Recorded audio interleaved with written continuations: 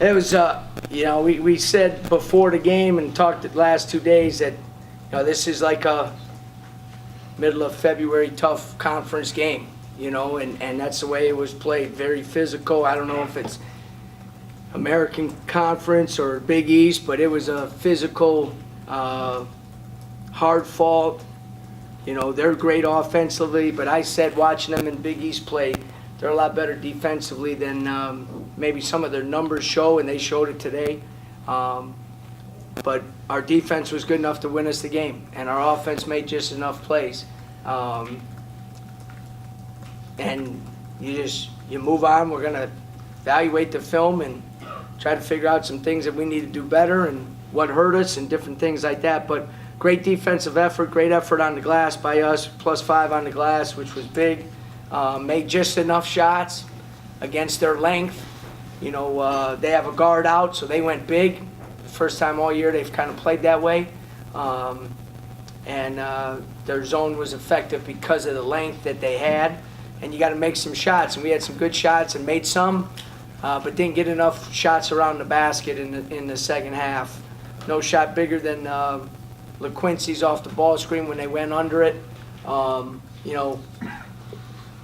He's made big shots for us all year long, and then obviously put the ball in David's hands because of them kind of swarming Quincy on a couple possessions. So we had Quincy spotting up and JB spotting up, and it was up to David to make the read, and he made a great read because they kind of shifted out a little bit, and he got just enough of an angle to get the shot up. So, it's college basketball at this time of the year. It comes down to play-by-play, possession by possession, and give them credit because they made big plays down the stretch, and then give us credit for making a big play in the last play of the game. Coach, can you talk about TJ and Justin and the defensive job they did on Strus? They did it. You're not going to shut him down. He's too good of a player as a fifth-year senior. He's got great experience, great size. He can really shoot the ball. We wanted to make things as hard as we could on him. We gave him one easy shot, I thought, and that was on a baseline out of bounds. He made that, and all of a sudden he makes the next two. And that's kind of who he is because he's so offensively talented. But started JB on him. TJ did a good job on him. We had to go 5 minutes with David on him, and I thought David did a good job. That change-up, keeping fresh guys on him, is effective for us. Those guys, responded to that challenge. Now he's good because you can play really good defense on him and he can still make the shot. I thought Kane for them was outstanding, and their big guys are really good. And Femi's a fifth-year senior, Kane's a senior, and Strauss is a fifth-year senior, and those are their three leading scorers. And our younger guys responded pretty well. Coach, while there was work to do in Chicago, you won your last home game. Yeah. And 4 in a row at home, joined the tournament. Talk about what that means. Yeah, and I told the guys last night when we were meeting, in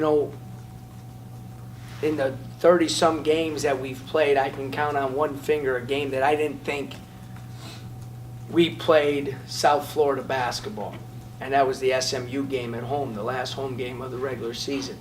We were out of sorts for some reason. We didn't defend well. We didn't move the ball offensively.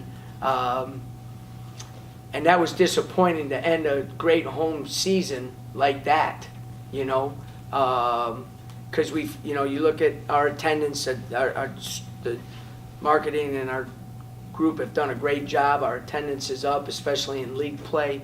And then we knew this would be our last home game, so we wanted to end it much better with a much better effort, and we did. I think when you think of our program and where we want to get to, it's going to be based on toughness and defense and rebounding, and we're going to keep getting better offensively, and that's kind of what you saw tonight. So I was pleased to end it. We get 18 wins at home, which is incredible. The 4 extra home games, again, I've talked at nausea regarding how important it was and how great it was for our program, how big it was for our program. But everything we try to do, you got to continue to build the momentum, and winning this home game in the fashion that we did. Now, I would have liked it a lot less, dramatic, but was great. It was great, and I appreciate. We had a great crowd, and at this time of the year to have to buy the tickets and get here and all the different things. Really good crowd. The people worked really hard to get a bigger crowd than we've had before, and they were loud. I said it 2 years ago when we had a pretty good crowd. If we can get it up there with the numbers, this place could be really difficult to play at. Now, our job is to keep producing good teams so people will support us and come and know that they're going to watch an exciting team that represents this school and the community, the Bay Area, the right way, and we're going to do that. Coach, you mentioned on Friday that you were going to have to call Billy Moll to get the mentality of the Yeah. game series. Yeah. First question, did you do that? And second of all, what's the mentality? I didn't call Billy this You weekend. didn't call Billy? No. So what's the mentality right now in the No. locker room? What's interesting is, I was thinking about, if you lost the game, you go to Chicago and it's like being in the Final Four. If you lose, you're done, but if you win two, you win it, so for us, we're going to have to play better, and we're not a team that says, okay, all right, we got to win 1 out of 2. That's not who we are. That's not who Q is. That's not who David is. That's not who Lex is. That's not who our guys are. So, we're going in there with, to play better on Wednesday night. We got to get better tomorrow in terms of our adjustments and some things that we didn't do well, and then hopefully play better on Wednesday night. David has the ball in his hands for the last shot, obviously. He has been your guy over the last year and a half. And for him to be able to put that shot in, get you guys the victory, see it come full circle, what does that mean for you, for him, for this program? Well, it's always good to have guys that can make those plays at the end of the game, and there's, I think I'm fortunate because I think I got 2 guys, because LaQuincy's made big plays for us at the end of games. Sometimes a basket. Now, we don't win that game if he doesn't make that 3. We had 2 or 3 bad offensive possessions in a row, and he makes the 3 for us. And a lot of times some of David's shots that he gets, and those crucial times are off for LaQuincy's passes. Those 2 guys are starting to learn how to, kind of play off each other. And again, you look at the teams that are still playing. They got great guard combinations, and I think we have that. With that being said, I feel very comfortable with the ball in David's hands. Even if a play or 2 before he hasn't made a great play or made a wrong decision. He is he's a competitive kid, and I'll take those kind of guys every day, and then you can live with, that's the one thing that's great. Sometimes as you're rebuilding, it's not, you got to find guys you can win with. I said it last year, I think. You got to find guys you can lose with, because you're going to lose games as you rebuild, or as in our case, build, But those 2 guys, you can live with it with the ball in their hands because they're going to do everything they can to try to win the game for you. Justin had a pretty rough go early in this tournament. Finally sees the ball go through the net. Did you think that kind of sparked them defensively, offensively? Yeah, you know what? I think he's maturing a little bit, though, because I do think early in his career, maybe even earlier this year, if the ball doesn't go through, then it affects other parts of his game. You know what I mean? But like I said, he didn't shoot the ball, 1 for 4 from the 3. God, he had a good look in the corner on that one. But, he did a good job on the defensive end without maybe making all the shots that he is accustomed to making. Part of that is a maturation process because he can impact the game other ways. As I said, he's dramatically improved defensively, dramatically. There would be no thought whatsoever in my mind of putting him on Max Strauss last year at this time. He would have set a North American record for points in a game. All right? Just not. And he's dramatically, he's taking great pride in that. And that's part of growing up because, freshmen sometimes struggle to defend the way you need to. But he was great tonight on the defensive end.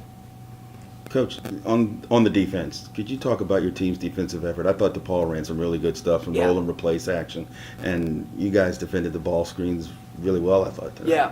Yeah, I think our defense took a 2-game hiatus against SMU and UConn at the end of the year, and we got back to we were able to practice, and get back to some of our core defensive principles again, especially on some of the ball screen stuff, our 3 different coverages, and being able to utilize all 3 coverages in one game.